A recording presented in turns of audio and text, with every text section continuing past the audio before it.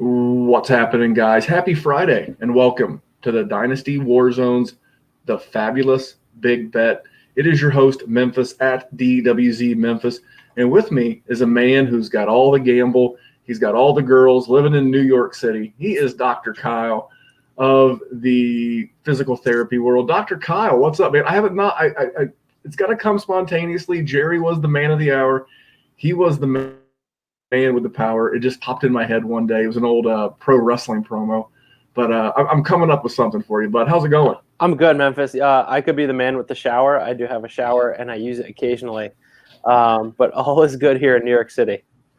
Well, yeah, so you live in one of those shoebox New York City apartments. You can actually shower while making toast. Exactly, yes. And as Kramer used to do, make a salad in the shower. Absolutely. As long as the water doesn't touch you before it touches the salad, you're good, man. So we're going to cover week one. Again, we've been making chicken salad out of chicken shit these past few weeks because right now this would be week 3 of the NFL preseason. So we'd be talking about Thursday, Friday, Saturday, even Sunday, week 3 DFS action. We'd be looking at plays, guys we would be looking to fill out our rosters with, but due to COVID and no preseason games, we're just trying to make do the best we can. So we're going to go through a lot of the week 1 games. We're going to see if we can spot any abnormalities. I went through 4 different sports books to try to give us a perspective of many people and see if we can take advantage of any of that. But we are going live on YouTube with this on Wednesday night, and that will be the regular theme. 9:30 on Wednesday nights, we'll be recording this show for once the regular season starts. It will drop on Thursday morning. That way, if you want to listen to it for the Thursday night DFS slate or the Thursday night game, it'll be here for you. But we'll be going live every Wednesday, technology problems notwithstanding, with me and Dr. Kyle. But this came out Wednesday, the 26th. It came out in the mid-afternoon. My phone went crazy. It was a busy day at work. But David Montgomery was running. He slipped, and he fell. It looked like someone shot him. You ever see like those gym fail videos? They call it the gym sniper. It looked like he got sniped. I'm going to give this one over to Dr. Kyle. Again, for those that are new to the show or are just tuning in to the first time to the Big Bet podcast, Kyle is a doctor of physical therapy. This is right in his wheelhouse. So we're going to talk gambling. We're going to talk gaming. We're going to get to that here in a couple of minutes. But I want the firsthand perspective about what was your initial reaction. Obviously, news has been limited as to what's going on with David Montgomery and his groin. But let's hear your takes. Sure, Memphis. So I was driving back from the Hamptons today, seeing a couple folks out there that I usually see in the city that have been driven out there due to COVID. But my phone was blowing up from multiple group chats about what happened to David Montgomery today. And the first I heard was non-contact, carted off the field. And immediately my brain jumps to ACL. Come to find out that initial reaction was groin or sports hernia. And one of the groups I'm in, one of my FFPC Dynasty, was talking about another doctor of physical therapy who is pretty prominent on Twitter, but come to find out has very little real experience. He just graduated with his DPT this year. So good for him for getting his name out there.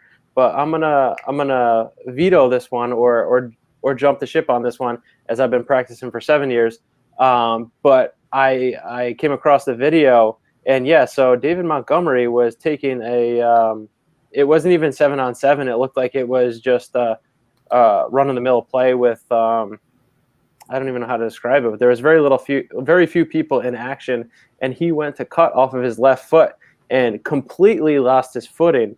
And so we talked about it in the Patreon chat today, how when you cut off your left foot, your outer left leg musculature or outer left hip, specifically the left ankle as well, is expecting to shoulder most of the load with control from the inner hip. But then when that foot slipped out, whether it was cleats, whether it was turf, whether it was maintenance of the grass or turf, that foot then went where Montgomery was not expecting it to go, and he then had to react, or I wouldn't even say react, like his body just went into whatever protective mode it had to. And so then those inner hip musculature, the adductors, the groin, then had to contract under a lengthening motion, which we call an eccentric load, like the lowering in a squat or the lowering in a deadlift or lowering in a bench. And when muscles contract very quickly under load lengthening, that's when we often see soft tissue injury. And then to see the reaction he had coming out of that jumping, barely being able to put weight on it, reports had him carted off. Some say it was because the training room was so far away. My initial reaction is probably grade 2, probably grade 3 adductor pull. And, MRI and doctors will say what the next step is. It's not a career-threatening injury, probably not even a season-ending injury, but this is definitely going to put a hamper on the first quarter, probably the first half of the season, if you're asking me. Now, you're in New York. Last year, Chris Herndon, he had the suspension for a couple of games, and then he had a serious, I think his was a hamstring, and they ended up putting him on IR. Now, the depth chart behind David Montgomery is paper thin. So from a dynasty standpoint, of course, I've got both David Montgomery and Darius Geis in my Scott Fishbowl team. Big hell yeah. Pumping that fest. But luckily on the Geis front, at least I had Antonio Gibson, so I got that going for me, which is nice. But, it was just interesting. Like, everybody was abuzz. So I just thought I would get your opinion. Now, Jerry and I often joke on the War Zone that when a coach or a team says a player's day-to-day with a soft tissue injury, it really means week to week. And when they say a player's month to month, week to week, it's more like a month or so. They always lie. Yeah. They're trying to avoid as much chatter or reporter talk as they can. So yeah, day to day is like, leave me alone for now, but this is probably more serious than we're already letting on. And so what did they say today? Did they say today it was day to day, therefore it's probably week to week? They didn't really say much of anything. They'll probably have more of a press conference tomorrow. I was prepping for the show to talk about gambling, but I wanted to get the quick thumbnail version of your take. So for me, this does not look good. No. And I have to think Chicago is immediately looking to add, one, probably two guys to the practice squad at least to let, you can't just bring in one guy at this point to see if they can pick up the playbook before week 1, because I don't believe Montgomery is going to be ready at least the first couple weeks if it's grade 2, and if it's grade 3, you were looking at potential surgery or a longer rehab process before he's game ready. At this point, I'd be willing to wager that he's going to start the season on the PUP. Yeah. And more than likely, he could even get the IR designated to return. Agreed. So I have a feeling that Drew Rosenhaus's phone has been blowing up today, trying to see what the story is with Devonta Freeman. I think his name is Matthew Berry. I know his last name is Berry, the GM of the Cleveland Browns. That would be my first call. Chicago has made big trades in the past. Obviously, Kareem Hunt has ties to the Matt Nagy offense as they work together in Kansas City. It almost makes too much sense. We talked about this in a different group chat that I'm in, that the Cleveland Browns have had their own run of bad luck. I know Greedy Williams, one of their corners, is battling injury. Mac Wilson, the outstanding young linebacker, hyperextended his knee severely, and then they lost safety Grant Dalpett for the season with a Achilles. Yeah. It was an Achilles. You're right. Yeah. And so why not talk about a trade? Yeah. I mean, strike while the iron's hot. If you think what did Vegas have Cleveland going into the season as? 7.5, 8.5? 8.5, I believe, was the season win total on Cleveland, and there was juice to the over.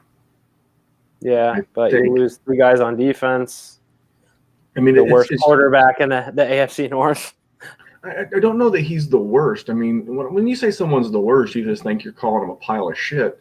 And I'm not even saying that. And my opinions on Baker are things of both legend and lore.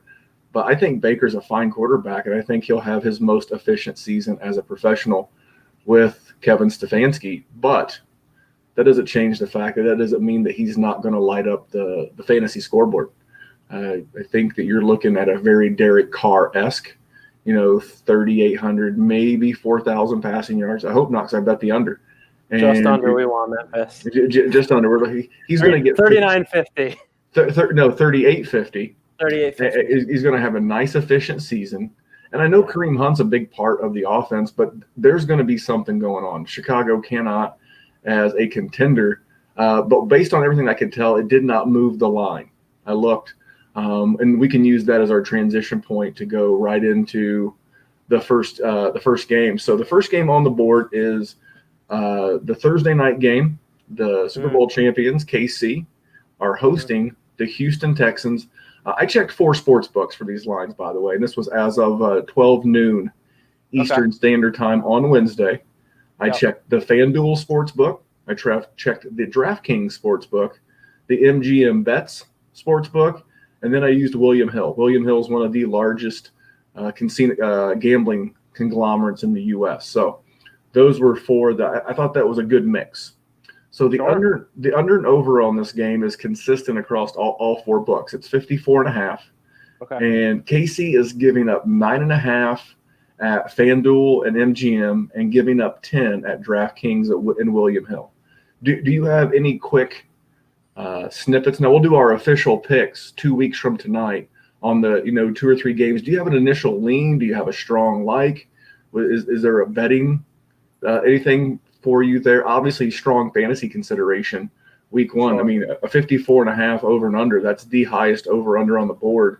And these two teams lit it up in the second round of the NFL playoffs last year. So, what are your initial thoughts, Kyle? Initial thoughts are, we're without a preseason or without preseason games.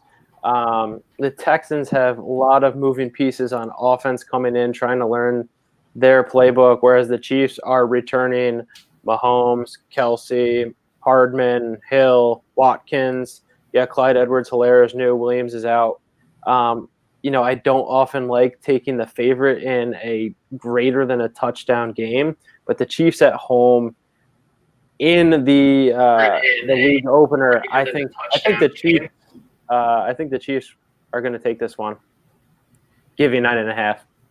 Ooh, I do not like laying double digits even at home. So one thing I will say, if I had a lean on this game in any form or capacity, I would say I'm leaning toward the under. So as you guys know, I have been scrubbing Instagram, Twitter, looking for basically 30-second videos and posts of these guys in camp. And the one thing that is consistent across the board, even though they're in pads and they have been for about 10 days at this point, there's no real hitting. I mean, these guys are obviously trying to avoid hurting one another. And you see it. You see the linebacker or safety semi-wrap up the wide receiver or running back and then let them go. And then they'll run another 5 or 10 yards. I saw a play yesterday where had it been a live game, Dak Prescott would have hung Blake Jarwin out to dry and he would have got absolutely murdered. So my point in bringing all this up is that when these guys actually start banging in there for real, as the live ammo starts firing and you take that first shot, I think there's going to be some shock to the system. And I think a lot of these games that are with these super high totals, we know that Kansas City's offense is prolific. I get it. But there's going to be a real difference between what you see in the preseason and what you see in game 1 with no game. So if I had anything with this game, I could see Kansas City boat racing them, beating them by 21. I could also see Houston keeping it close and winning or losing by 3. So I'm not ready to commit to a lean one way or the other on the side, but on the total, my lean is I'm leaning under. I could see this game being something like 21-24, which would be great. It'd be a good high scoring game. But man, to get to 55 points, I mean, you're talking almost 8 touchdowns. Yeah, I definitely do not like taking the over on a game that's the highest over-under of week 1 in a weird offseason. That's a fact. I mean, it's like I said, it's 2 weeks away as you're actually 13 days away as you're listening to this. If you're listening to the podcast version on Friday, and that's why I'm leaning. But obviously, if there was to be weather coming, there's the tropical storms turning into hurricanes, and even though that won't hit Kansas City, it will push rain and weather north, and you don't know what the long-term effect is. So if I had to lean anything now, if I wanted to get down a small wager, I might get down something small on the under in that game. Okay, let's move on to game number 2. Mm-hmm. We're gonna look at the New York. This is in your state. The New York Football Jets and the Buffalo Bills. Okay. The under over the total in the game is 40 pretty much across the board. DraftKings did have it at 40.5, the lowest of the week. William Hill and FanDuel have the Buffalo Bills -6. DraftKings and MGM have -6.5. So this is in your home state, man. Any initial gut feel on this game? Yeah. Can we just not even put it on TV? I think they have to. Believe it or not, people like these teams. Over under a 40. So they're saying that it's going to be 23-17 Bills over Jets. Man, if I had to bet anything on that, I bet the Jets aren't scoring 17, but the Bills are probably scoring closer to 23. So I'll take the Bills -6 at home. And I don't like the over-under on this, but yeah, I don't like the over-under. I would take the Bills -6. I don't have much on this game. I don't even have I don't have a lean. I don't have a like. That may change between now and 2 weeks from now when we start making some official bets, and you'll hear the actual regular season format of this show 2 weeks from today. With there'll be some games, there'll be some DFS talk. Obviously, we don't have any DFS this week with no preseason games, but this one right here, this is just, as Jerry would say, this is a poop sandwich. So I got him. I got him. If you're not watching the YouTube and you're catching the podcast version, go back to the YouTube. I got him on a spit take. Got him with a poop sandwich. 60% of the time, it works every time. All right, let's go to a game that people will want to watch. The Green Bay Packers going to the Vikings. Consensus across all 4 books on this game was Minnesota laying 3.5. And consensus on the total, 46.5. So any initial reaction to this one? Yeah, I looked at this one earlier. My first glance was like, how are the Packers 3.5-point underdogs to the Vikings, who are now without Stefanski and Stephon Diggs? So initial reaction is to take the Packers getting 3.5. I gotta think there's some sort of suckering going on there, but FanDuel has the Packers at -125 to get 3.5, so I got to think that's where most of the money is going. I'll take the Packers 3.5, please.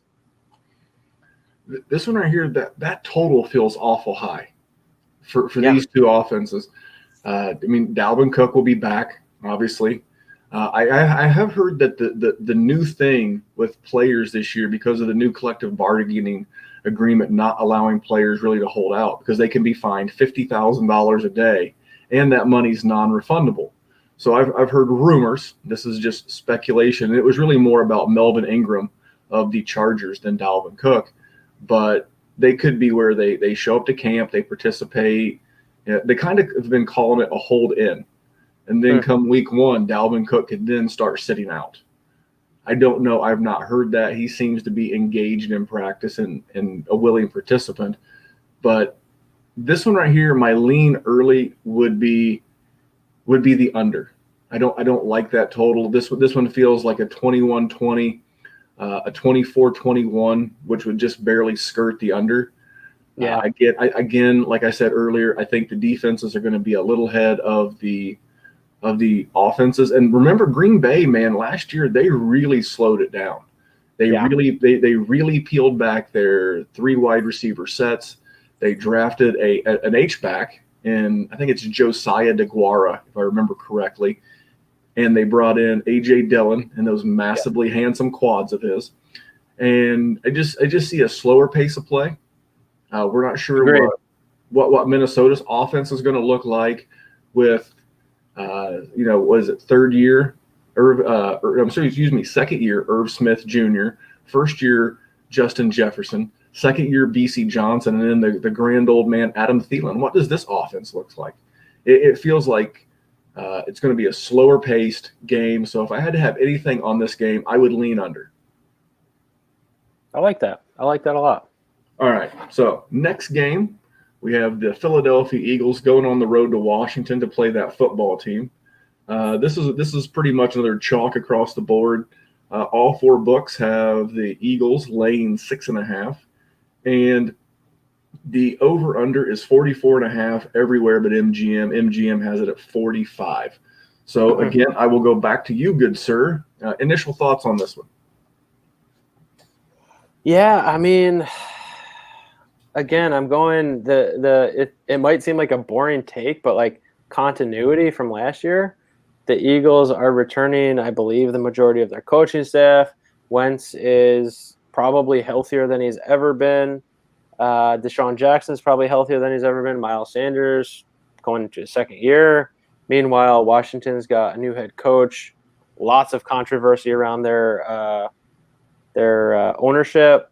You know, Darius Geis just I don't even want to talk about that because that's just atrocious. I'm leaning Eagles given 6.5. And if I would take the over/under, I would think I would go the over on this. Yeah, this one right here feels like a trap because traditionally, and guys, when we're talking about betting sports in 2020, it's not like betting sports anywhere in the past, where like the average home field advantage is like a 3-point advantage for home field. Right. You know, it might be 2, 1.5, 2 in a shithole like Jacksonville. Sorry, not sorry. You know, this 25% capacity for Jacksonville's a to the rafters sellout for them. And then you have teams like Seattle, Green Bay, New Orleans, where home field could be worth 4, 4.5, 5. I've heard that much for like a Seattle, because playing there with the 12th man, it's something else. So in a normal season, that would tell me that the bookies think that the Eagles are about 10 points better than Washington. I tell you, me personally, I think I'm leaning toward Washington. We've already heard that Miles Sanders is week to week. Now he'll play more. I feel more than comfortable that he's going to play for all of our dynasty and fantasy friends tuning in. But you got Alshon Jeffrey more than likely starting the season on the pup. We are not sure of what we're getting in the weapons of J.J. Arcega-Whiteside. Jalen Reagor is a rookie. Dallas Goedert has a hairline fracture. I think it's in his thumb. And Zach Ertz, I mean, this is Philadelphia, already Philadelphia. And let's not pretend that Philadelphia didn't lose one of the best guards in the NFL in Brandon Brooks. They're trying to repurpose and retread an old guard in Jason Peters and move him to the guard position. So and think about that. Think about that front there in Washington. They added Chase Young to it. I mean, this is a team that could get after it. I really see this game being – I'm not sure about the total, because these teams did put up some points in a couple of outings last year. I don't remember the exact totals, but I'm feeling if I had to lean today, and this one could end up being one of the games that I bet, depending on how the Eagles' skill positions look going into week 1. Then this one right here could actually end up being one of my bets as we get closer to the season. So if you they say if you like the favorite, go ahead and lay it. But if you like the dog, you can wait. And I'm going to wait a little bit. This number could go up to 7. That's a key number. I would love to get a 7 on this game. I don't have it anywhere yet. And because of that, I'm just going to lean toward Washington with the 6.5 today. Anything else on that one there, big fella? No, but as we talk about these, my brain's spinning. I think we got to come up with some sort of game week to week where anytime we have a difference in agreement, we got to write it down, and that becomes some sort of week to week bet. I don't know what the consequences are yet, but it's going to be a thing. Sure. I can tell you like some other podcasts that I think everyone listens to, the Fantasy Footballers. They do their famous water bets where they but I'm not driving all the way or flying all the way to New York to have you throw a cup of water on me. It's gross water over here anyway. And no kidding. You can just throw me in the Hudson. I'll be cured of everything for life. And my other one of my other go-to shows, Straight Out of Vegas with RJ Bell and Steve Fezzik, they have a button that if they disagree with each other and one of the other ones hits the button, it's an automatic $300 bet between the two of them. Now we're not going that crazy either, but somewhere between a $300 bet and throwing a cup of water on each other, the truth will lie. We'll figure something out because we're going to keep stats. We're going to keep update. We're going to own our misses. We're going to write down where we're doing good.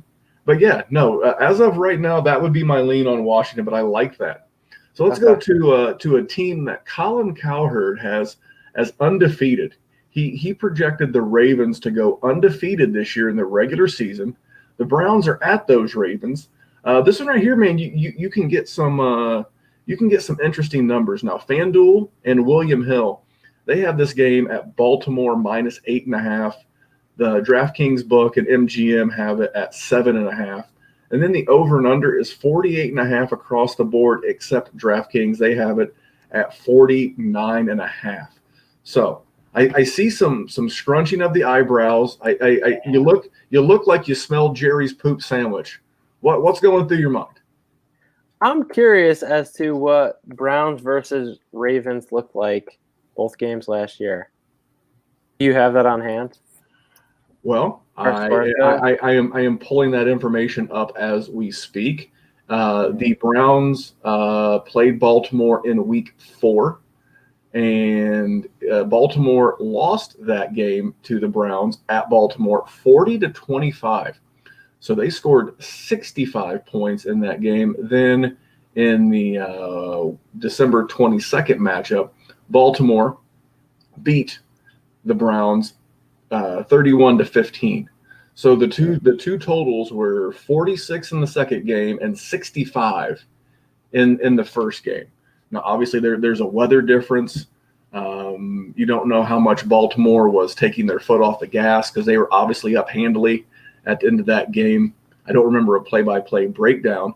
So with that bit of information, what are you thinking? I think I like the Browns plus 8.5. I think with the Stefanski coming in, I think they're going to lean heavily on the run game, much like the Vikings did last year. I think we're going to see a closer game than we're used to seeing for the Ravens. Yeah, that's my favorite bet for this game. I think is Browns getting 8.5. Brownies plus 8.5. Me personally, I really have a lean under. I think this is a defense that is, I don't know though. I've got to factor in those injuries we talked about earlier with Cleveland. I mean, they've got a banged up, excellent linebacker. They've got a banged up number 2 corner. They lost what should have been one of their starting safeties, and going against this team, man, I don't know. I think I would just avoid this one altogether. I don't have an early lean. If I was going to lean anything today, I feel like that second game was closer to what we were going to see. I kind of feel like when Cleveland and that defense got a second look at the Ravens, that's more indicative of what we're going to see, that 46-point over-under. And remember, they did not have Myles Garrett when they played that game because he was still suspended.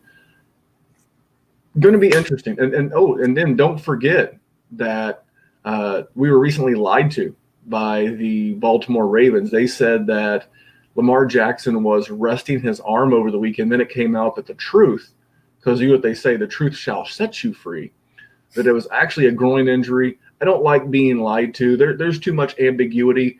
And when I have a personal disagreement with a man named Baker, I am just going to pass this one. Now, this next one. Rumor has it, though, that Jerry was in Baltimore this weekend massaging said groin.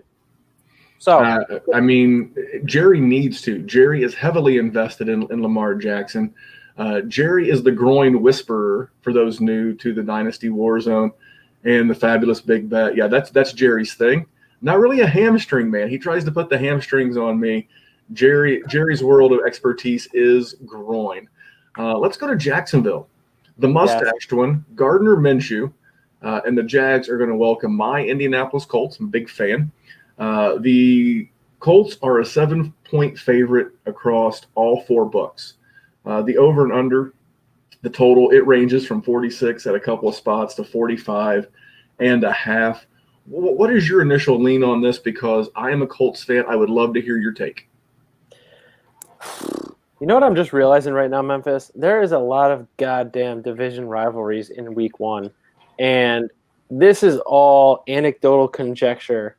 But as a Cowboys fan who's only been able to watch Cowboys, Giants, Cowboys, Eagles over the years, except for the Monday night and Sunday night games, I feel like the difference between the first time a team plays one of their rivals and the second. So let me rephrase. There's always one game I think that is like way under, and then one game that's way over. I almost feel like just avoiding all of the goddamn division rivals week one, and then just taking the opposite when they play each other 10 weeks later in December, because they decided to put important games in December so that Tony Dungy and Peyton Manning could take the 4-week vacation before they had a bye week into the playoffs. So that's my initial thoughts. I guess if we have secondary or tertiary thoughts, I hate Phillip Rivers. Yeah, my big thing, just looking at this with Jacoby Biscuits Brissett last year in the two games, both of last year's games would have went over this total. They scored 46 in the first game and 58 in the second game. And I like Phillip Rivers. If I had to lean, it would be lean over. It would depend on the weather in Jacksonville. If it's one of those super sweltering 92-degree days with like 100% humidity, then that might change it, because then you'll find out really what kind of shape these guys are in. Right. But that would be my lean. So my uncle, for people that are new to interacting with me in the show, my uncle was a bookie. I guess is still a bookie. It's kind of hard. The bookmaking business isn't what it was when instead of calling it into a bookie, you can just bet it on an app in the state of Indiana. But, he always told me one of the strongest plays was a home dog in their own division. And that's exactly what we got here. Jacksonville's at home in their own division. I just don't feel like today, with 13 days to play and with the weather report yet to come. And remember, Florida, it's Florida, first of all. Weird shit happens there all the time. You don't know what the weather's going to be. Too much ambiguity. But if I had to give you something today, I would lean this one toward the over. All right, let's go to Raiders at Panthers. The Raiders are giving up 1.5 points across the board. And the total is 47, except at FanDuel they have it at 46.5. I'll just go ahead and give you this one. I like, and I will probably wind up betting Oakland under. First-year head coach in Matt Rule, new offense. Again, the hitting's going to start. I just see John Gruden, a smart veteran coach who wants to get off on the right foot. I see a heavy dose of Josh Jacobs in this game. Goes back to my man Dr. Kyle's season-long wager of Josh Jacobs to win the rushing title. I think you're going to see a ton of Josh Jacobs. I think this is going to be a real low-scoring game, and I think the defenses are going to be ahead. If I had to lean to a side, I could just see Oakland winning like 21-24 Oakland. Something like that. That would be just a shade under the total. But yeah, I like Oakland and I like under in this game.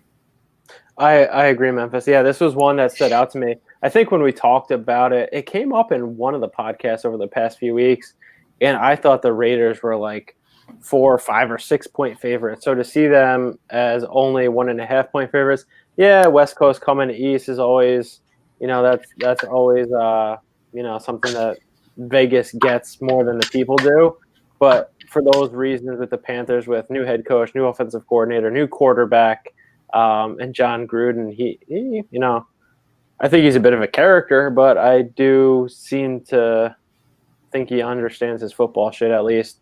I like Raiders giving 1.5 for this. All right. Well, before we go on to anything further, I want to get a quick word from our friends for the fantasy football player out there over at Trophy Smack.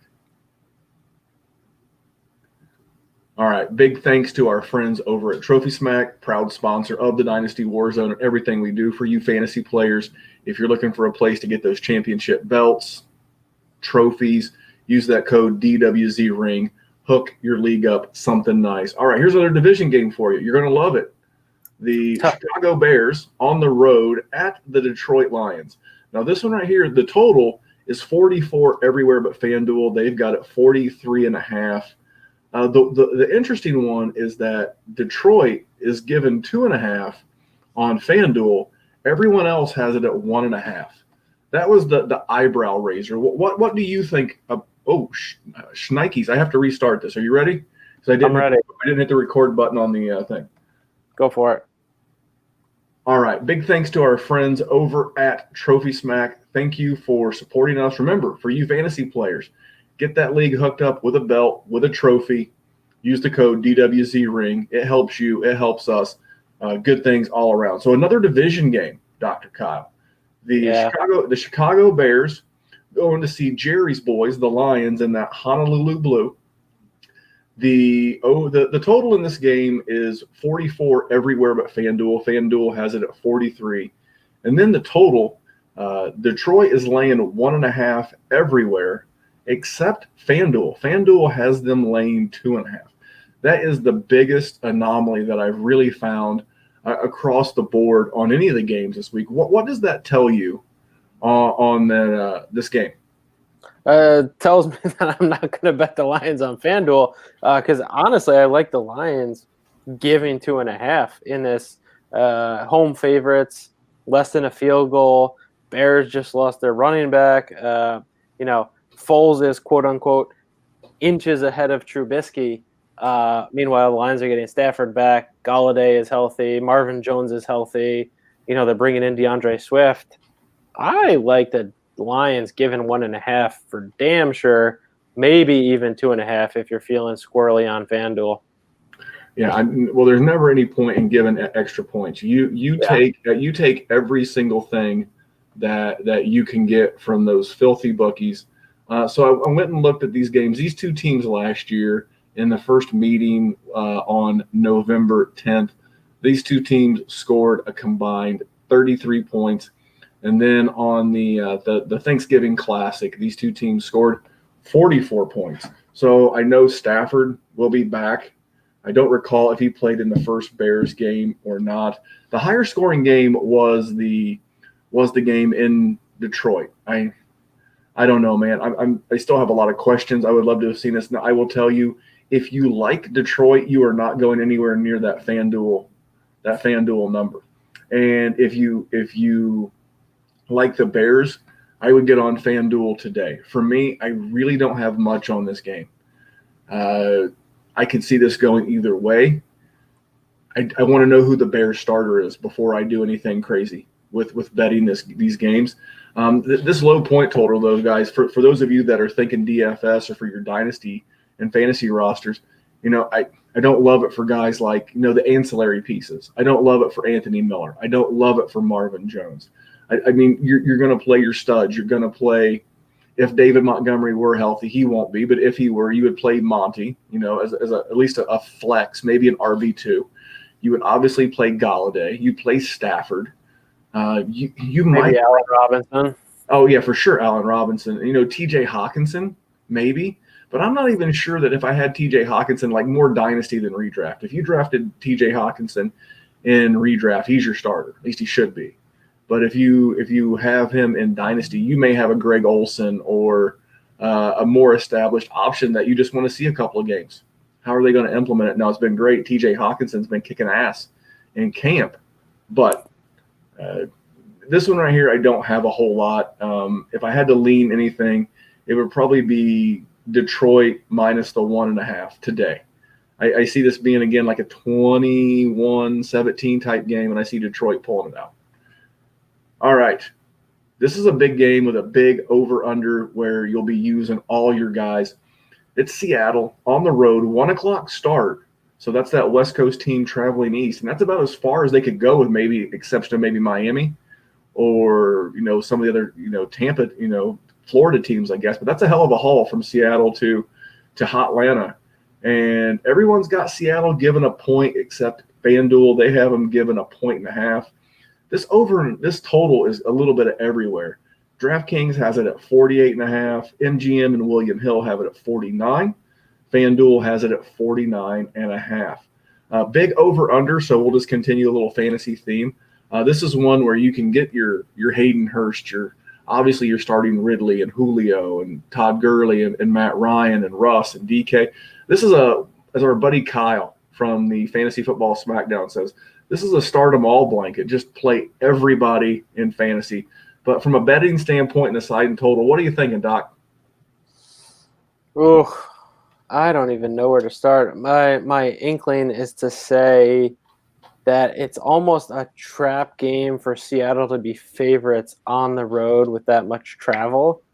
So I think I like Atlanta as the favorites or as the underdogs at home. Yeah, I think that's the only one. The over under. Yeah, I think the fact that it's all over the place there leaves me a little uneasy. I could see it going either way. Like this could be a damn Russell Wilson, Matt Ryan shootout, or it could be you don't know if Pete Carroll is going to try and run the ball 45 times and just run out the clock, and the Falcons only get 6 possessions. So yeah. I would take Falcons. To support my theory of the defenses being slightly ahead of the offenses, I think I would take the FanDuel number, and this is one of my likes, another like. I could make a small wager on this now. Indoors, don't have to worry about weather. I think the defenses are going to be ahead of the offenses. And I really like the way that Atlanta played the back half of the year after head coach, not Dirk Cotter. Dan Quinn.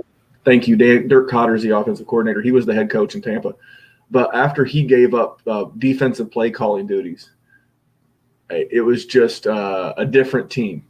And if I were to bet anything on this, and I may put a little small wager down on the under 49.5 on FanDuel. I mean, you're talking 7 touchdowns week 1. I can envision it. I can totally see it, but I really see this game being more like that. I don't know, like 24-21, 27-21. I think it'll get close to the 49.5, but man, 50 is a hell of a number. So my like in this game, may bet it, not an official bet yet. I'm liking the under, and I'm not sure on the side. I want to say Atlanta, but it's hard to bet against Russ. Whenever I'm torn on this, I like to go with the better quarterback. And Matt Ryan's a hell of a quarterback. He's got an MVP. Russell Wilson doesn't, but Russell Wilson's got a Super Bowl. So you're kind of giving me that. Well, should have 2 maybe. I'm not going there. Here's the most interesting one on the board. I've got a stone cold like on this one. Dolphins at Patriots. New England given 6.5 across the board. The total in this game is 43.5 across the board. What do you got on this? With I'm going to assume Cam's the starter. So give me some thoughts on this, Dr. Kyle. I feel like the Dolphins finished very strongly last year. I want to take the Dolphins getting points in New England, but this is a New England that's probably without fans in warm weather part of the year. Yeah, I'll leave it at that. Dolphins getting 6.5. I don't know if you found anything better on the other side. It's getting 7 or 7.5, because I would gladly take 7 or 7.5. What do you think? This is one that I will bet when Ryan Fitzmagic is named the starter. Nothing against Tua, but if we've seen what Bill Belichick has done to young quarterbacks in the past. And while the Dolphins offensive line is improved and they put resources into that with both free agency and the draft, that doesn't mean it's ready for prime time. And Uncle Bill, look at this guy's cracking open pops left and right. I love it. What happens when you go live on a Wednesday night? But it's a good thing. But anyway, I'm not sure that you want to feed Tua up to Uncle Bill on the very first game. You know what you do? You take that same bearded son of a bitch, Ryan Fitzmagic, in there. Let him go in there with his DGAF attitude, and let him get Uncle Bill off to an 0-1 start.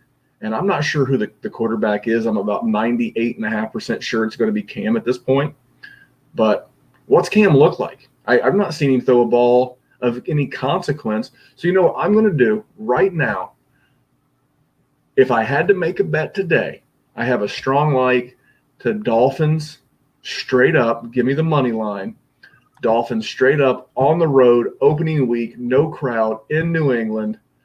I don't know what the money line is because I didn't think the look of it. I was already leaning Patriots, and then I started to talk myself into it as I was handicapping it. Uncle Momentum is a strong thing. Uncle Mo. And this Dolphins team has it. And with a guy like Fitzmagic out there, an improved running game, they got Byron Jones and the other couple of big defensive pieces they got. This is a team with a real chip on their shoulder. So today, I like Dolphins straight up because I'm thinking Ryan, the bearded one, Fitzmagic, is the starter. I saw the look on your face, Dr. Kyle. You can say it. Let's fucking do it. What do we got? Let's throw down right now. I'll Venmo you so you can get that Indiana bet while I'm sitting here in Podunk, New York City, where I gotta fucking, text my buddy in New Jersey or drive 30 minutes over the GW bridge to make it happen. Yeah, we're on the same page here. Let's do it. Half-point favorites, and they don't even know who their quarterback's going to be week one. Like, yeah, obviously there's always some smoke and mirrors in New England, but this is like we haven't seen Cam Newton throw a ball yet. Let me say this, because I've been scouring the internet left, right, and center, and you can see a couple where like he throws the ball, but it's not like drop back, 3-step, 5-step, boom, fire that ball out, fire the tater out there. I'm telling you right now today, the most week one game-ready quarterback, I think both mentally and physically ready to rock and roll, is Ryan Fitzmagic. His DGAF attitude. He's going to go to the podium in New England. And, people, I think one of the big things is that the most intimidating thing about New England really is the weather in the fall and winter. And that crowd is vicious. We were talking earlier about unders and overs, with you getting 3 points for home field advantage. I think New England could probably be a 3.5, 4. And so we're going to take care of this one. We'll let you know. We may have to bet the other side just to get out of this bear trap if Tua is named the starter. But the best case is that Stidham could be named the starter, and I think that would be really, really good. Let's go to the 4 o'clock games, my friend. The first 4 o'clock game is kind of the stinker of the day. It's the Chargers at the Bengals. We're talking Tyrod Taylor at Joe Burrow. The folks at FanDuel and DraftKings have the Chargers laying 3.5. MGM and William Hill have them laying 3. The total is 44.5 in 2 spots, 40 in another. Initial reactions, Dr. Kyle. Initial reaction on this one was to take the over. The Bengals defense, I think, is going to be trash. And, I mean, I think I looked at the over-under on this one before Mike Williams went down, so that might change it. But 44.5, 3.5-point over-under, we're looking at 24-21 Chargers. As I say that out loud, I like under. I think I would probably take the Chargers minus the 3 at William Hill or MGM because this feels like a field goal game. I'm not sure of the score. I know Cincinnati's defense is the drizzling shits, although they spent some off-season free agent capital on that side of the ball. Joe Burrow has not had a lot of time with his key weapons. T. Higgins has missed time. I think his was a hamstring. A.J. Green has missed time with a hamstring. John Ross had missed time due to a family member having COVID and then left today because he landed awkwardly on his side. From a dynasty or if you're setting an early season lineup and you want to get a cheap wide receiver in your lineup, man, give me all the Auden Tate right now. He's been called, quote unquote, the off-season MVP for the Bengals. And who's been getting all those first team reps with Uncle Joe Brady? Everybody's an uncle on this show. Broadway Joe Brady. Everybody's out there. I think I've talked myself into leaning toward the under, but I would just be happy to bet this, even though it is a West Coast team traveling east. The game's at 4 o'clock. So that body, the circadian rhythm, stuff like that, that's not going to impact them like it will the Seahawks or the Raiders. That's a great point. Yeah, so, I think for that reason, I do like the Chargers with that small disadvantage. But I could also see like Chargers Bengals 2017. Yeah, I get it, but I feel like I'm getting the better head. I know I'm getting the better head coach.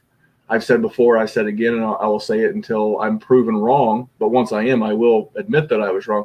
I think Zach Taylor's the worst head coach in the league.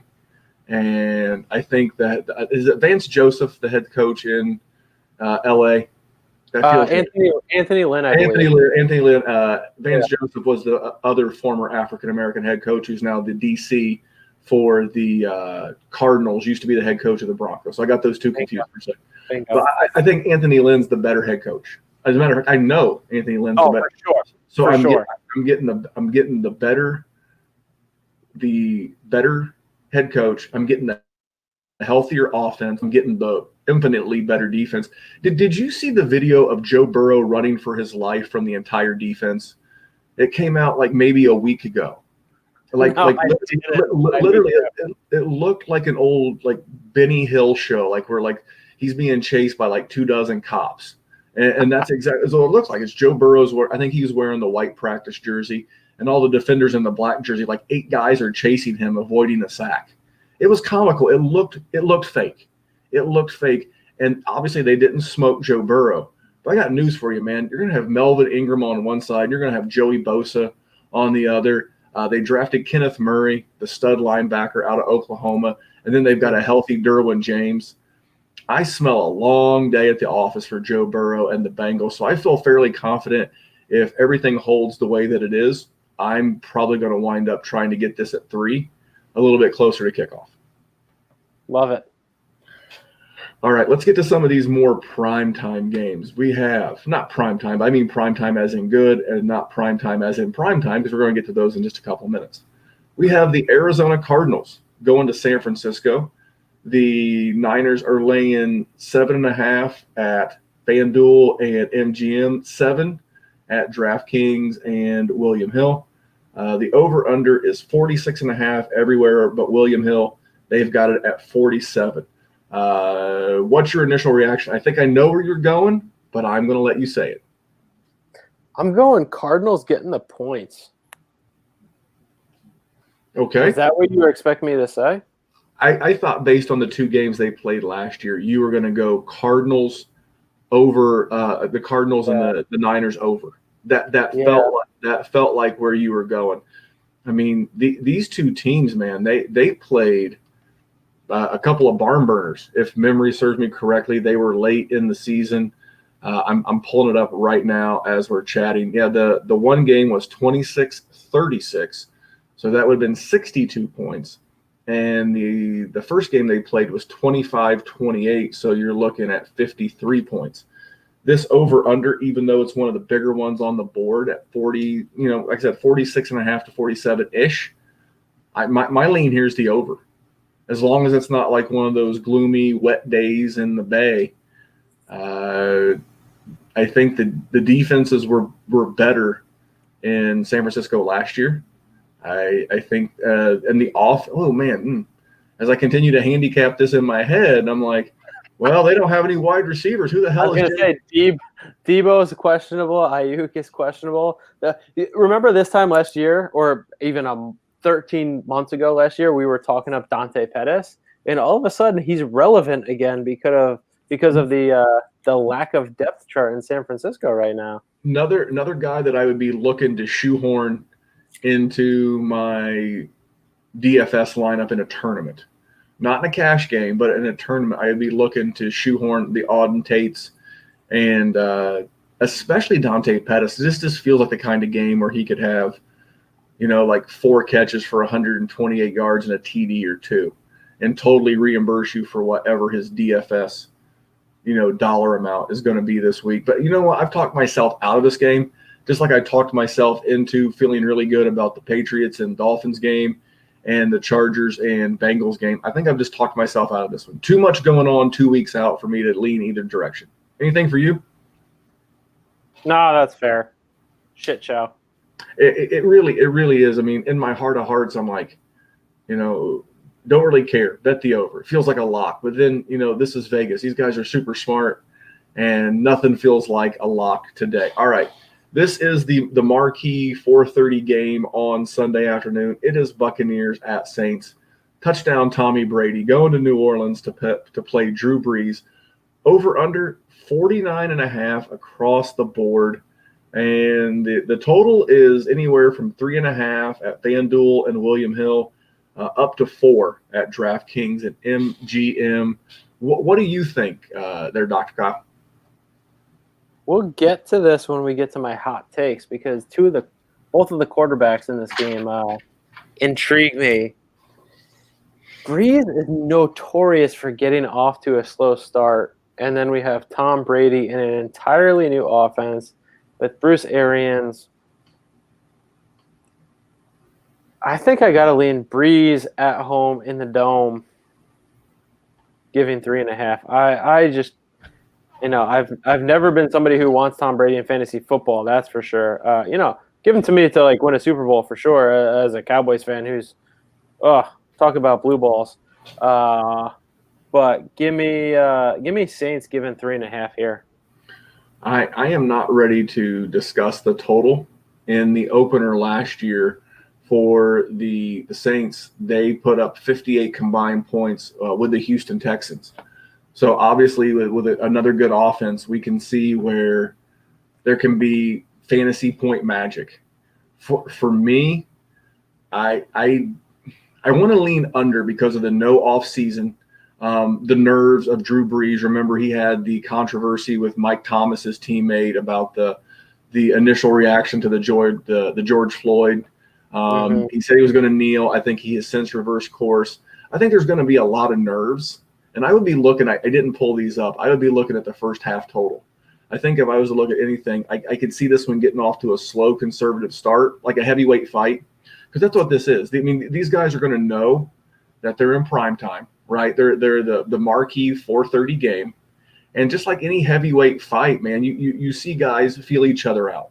You throw a jab here, you circle, you move, you circle, you move, and then as the fight wears on, the action picks up, and that's really how I would handicap this game. So I will go back in between now and the show 2 weeks from today, and I will do some research into what the side is in the first half. And if I had to lean, I would lean under the first half total, whatever it is. But outside of that, I'm kind of going to hold off on this one. Yeah, that's a weird one. All right, we're going to go to your favorite team. We covered my Colts earlier. Let's talk about your – I got a fist pump from a guy in a Hawaiian shirt. Love it.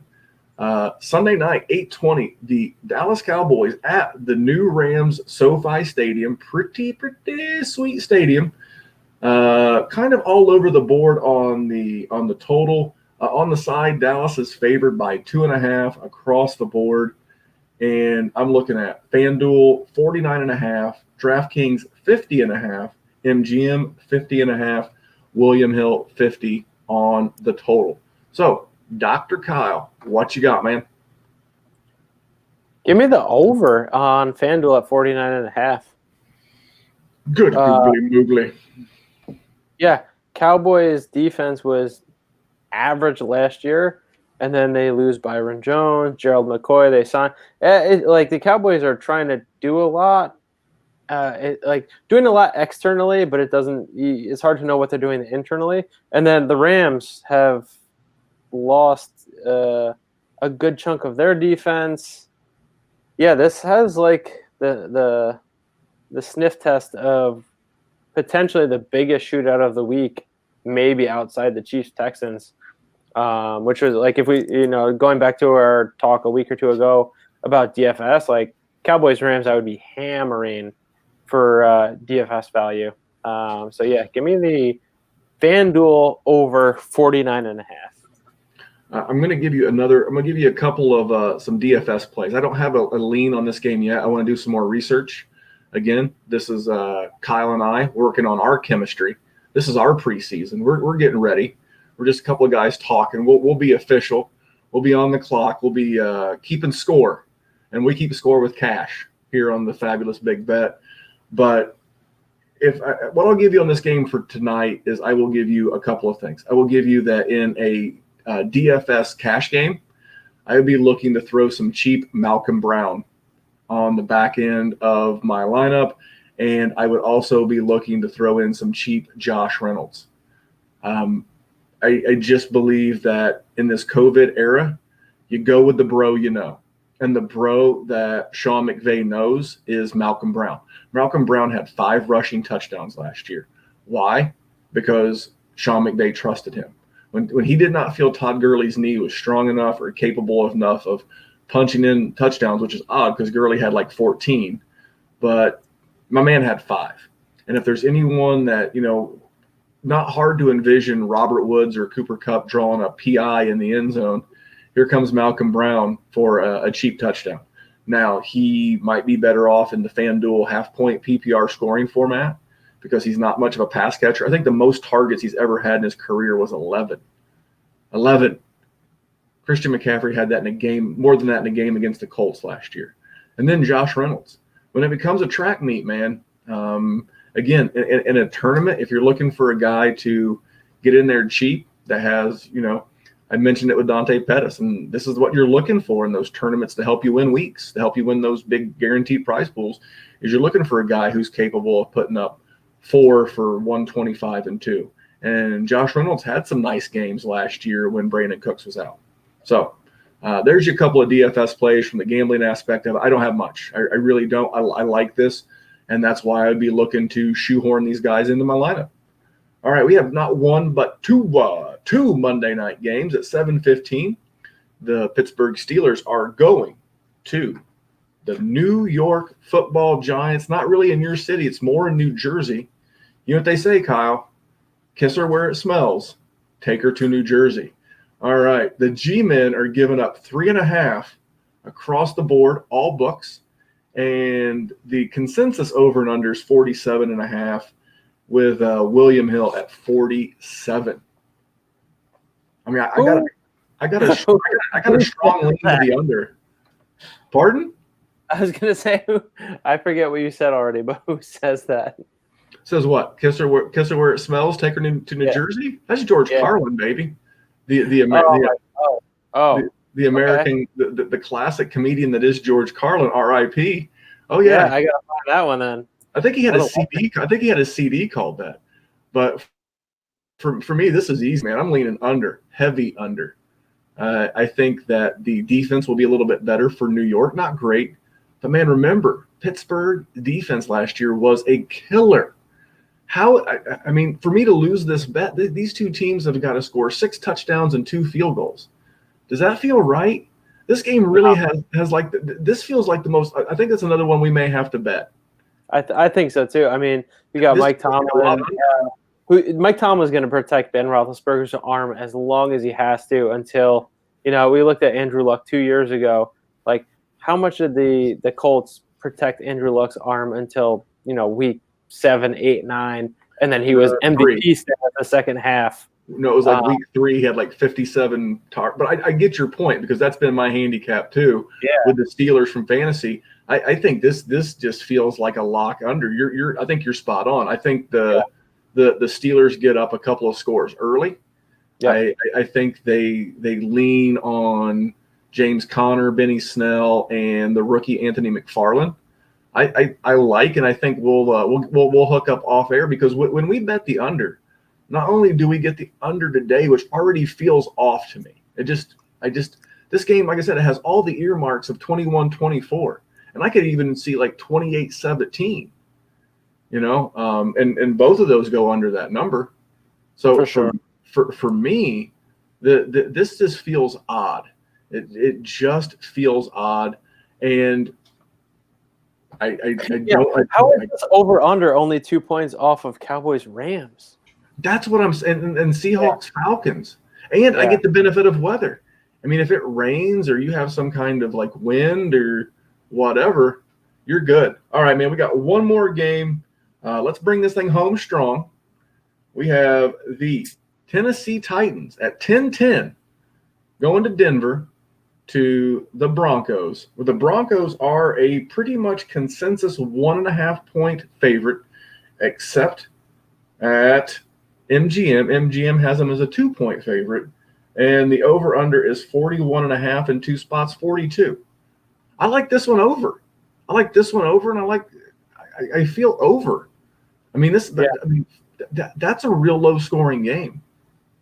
Yeah, I think this is the lowest or the second lowest over under of the week, and I'll take the over any It, day. it, it just feels like 28-24, Yeah, 27-21. I mean, I know, but I will say this. I'm not going to make that an official bet yet because I want to do some research. Denver is very strong in the first month of the season at home because of the thin air. These guys are in shape, getting in football shape. But if you read some of the Roto World blurbs on Melvin Gordon, he's still acclimating. He's lived in Denver for probably 2 or 3 or 4 months, and he's still acclimating to that city. So what's that going to do to a big man like Derrick Henry? So I want to do some more research. Maybe that's like the trap I'm falling into. So we have 2 bets that we like. We like the Chargers -3, not -3.5. We like the -3, and we love the Dolphins plus the 6.5. And we're going to bet it straight up. We may bet it both ways. Maybe I think we obviously will win both, but I think one becomes a hedge for the other. Obviously, the bookie will get us a little bit of that vig. But Kyle, man, what else is going on? These people need to be following you. I mean, I know they follow Dr. David Chow and Jesse Morse, but man, you're the PT of the people. This is the people's podcast. You're the people's PT, son. send me all the questions at DWZ_Dr. PT. I'm not here for hot takes. I'm not here for bullshit. You will get my honest opinions on how I feel I would handle any injury, any surgery. If I see a video of something that happened today at 4 o'clock, at 4:05, I'm going to be like, yeah, that looks like something, but this is where the doctor and the MRI and the imaging comes in. And then there's a lot of questions that go into what follows. That dog's asking a hell of a lot of questions. Well, listen, it's been a great show. We continue to work on our rapport. We got a big season lined up for you guys. So if you like action, man, hear us out before you pay for these gambling tout services, whether they're charging you $10 for a pick. And I love the hustle. Hey, you know what? If this pick doesn't win, we'll give you the next 3 for free. Well, if it doesn't win, why would you want the next 3 for free? We're gonna tell you who we like. We're not gonna go across every slate, every game, like we did today. Again, we're just trying to fill a show, but we've got a really interesting season for you. And at least hear us out before you put your money down. You can vet us. You can see what we say. Share us with your friends. This is not a dynasty secret. You can share us with your bookie. And so, on behalf of Dr. Kyle, I am Memphis, and remember, here at the Dynasty War Zones, the Fabulous Big Bet, money won is twice as sweet as money earned. We'll see you back here next week. We're going to get an early look at week 2 and some more DFS stuff. Maybe going to try to get that guest line back up. You guys have a great weekend. We'll talk to you soon. Take care, guys. All right, Doc, I'm going to count you down from 3, and you give us your hottest take for 2020, and then go try to avoid Mrs. Dr. Kyle yelling at you. I'm going to count you down. You ready? Yep. In 3, 2, 1, go. Hottest take for 2020. I couldn't just pick one, so I went with 2 separate positions. Brady and Breeze both finish outside the top 12 in 4-point touchdown quarterback scoring.